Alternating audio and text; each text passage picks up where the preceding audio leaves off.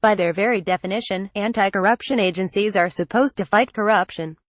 So what happens when they forget graft and start fighting each other? Ukraine is finding out in the wake of a scandal that may prove a roadblock on its path of European integration. On November 14, Anna Solomatina, a representative of the National Agency for Preventing Corruption's Financial Control Department, accused agency director Natalia Korchak of falsifying electronic asset declaration results and blocking some aspects of the organization's work. Anna Solomatina, photo credit HROMADSK. She later also accused Ukraine's presidential administration, in particular, lawyer Oleksiy Horyshchenkov, of controlling the agency's day-to-day work. However, the scandal really gained momentum when another government anti-corruption agency, the National Anti-Corruption Bureau of Ukraine (NABU), got involved and began investigating the case. Many now believe the situation has become an information war between two governmental anti-corruption bodies. What is NAPC? The National Agency for Preventing Corruption. NAPC is a government body that was created in March 2015 to structure and carry out the state's anti-corruption policies. Launching NAPC was one of the European Union's requirements for granting a visa-free travel regime to Ukraine. This year, the visa-free regime finally went into effect. NAPC's functions are mainly of preventative nature. Most of its work is concentrated on inspecting the declarations of Ukrainian officials. Unlike NAPC, NABU, which was also set up around the same time, can investigate and arrest as well as inspect. The difference between NAPC and NABU can at times be blurry. However, in general, NAPC mostly performs analytical functions, while NABU performs executive functions, as well as analytical one. What are the accusations against NAPC? According to Solomatina, NAPC head Natalia Korchak falsified the results of certain declaration inspections, gave direct commands to inspect certain lawmakers and make them look truthful and honest, and blocked the transition from manual to automatic inspections.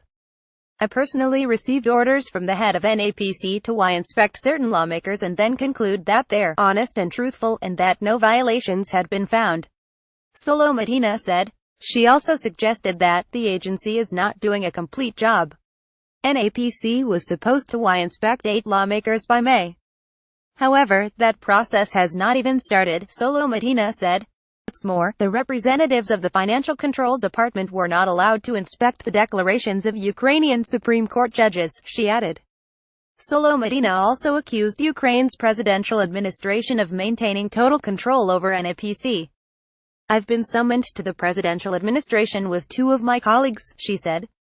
They suggested we show all the inspection results to them for consideration first, and only after show them to NAPC. On November 15, Solomatina added that Oleksiy Horyshchenkov, a representative of the presidential administration and a former aide to Poroshenko, directly enforces control over NAPC employees.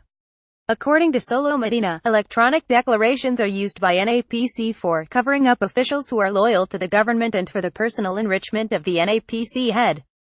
Solomatina claims that she tried taking her claims to the General Prosecutor's Office back in August, but they were returned to her without explanation. In October, she took her statement, along with statements from several of her colleagues, to NABU. Solomatina is calling for Korchak's removal from the office and for a complete audit of the agency's work. What's the reaction in Ukraine? The presidential administration has already denied controlling NAPC, while Horyshchenkov said on November 15 that he does not have the authority, means, or time to do that. It is hard for me to judge what motives Solomatina had, he said. Presidential administration press service told Hromadski that they do not have a single person involved in the falsification in electronic declarations inspection. The corresponding statement from Anna Solomatina should obviously be analyzed from the perspective of her personal and work-related relationships with the NAPC leadership, the press service said in a statement. Later, Poroshenko's spokesman, Svyatoslav Sigolko, wrote on Twitter that the information war between NAPC and NABU, which intensified over the last few days, is absolutely unacceptable. Ruslan Radetsky, a former NAPC employee, claimed that Solomatina's words are an outright lie. But Solomatina has strong support from some of Ukraine's best-known reformist lawmakers, like Mustafa Nayyem, Svitlana Zalishchuk, and Viktor Chumik. Nayyem, a Poroshenko bloc lawmaker who is also one of the president's fiercest critics, called on Ukraine's General Prosecutor Yuri Lutsenko to carry out an internal investigation and find out why Solomatina's statements were returned to her. He also asked NABU to confirm or deny the veracity of the claims about Korchak. NABU subsequently announced that it had started an investigation. Lawmakers Alashchuk highlighted the seriousness of these allegations for Ukraine in the broader global context. If these facts are proven to be true, we risk our European integration, she said. Dumek, one of the authors of the law on preventing corruption, called for the Cabinet of Ministers to create a committee to investigate the matter and suspend Korchak for the course of the investigation. Any international reaction? So far, only one international organization has reacted to the scandal. Transparency International released 2 statements on the issue. The first statement called for the government to protect anti-corruption activists from potential attacks. It referred to previous attacks on activists and investigative journalists that took place in the city of Kharkiv and past reports of such attacks in Poltava and Odessa.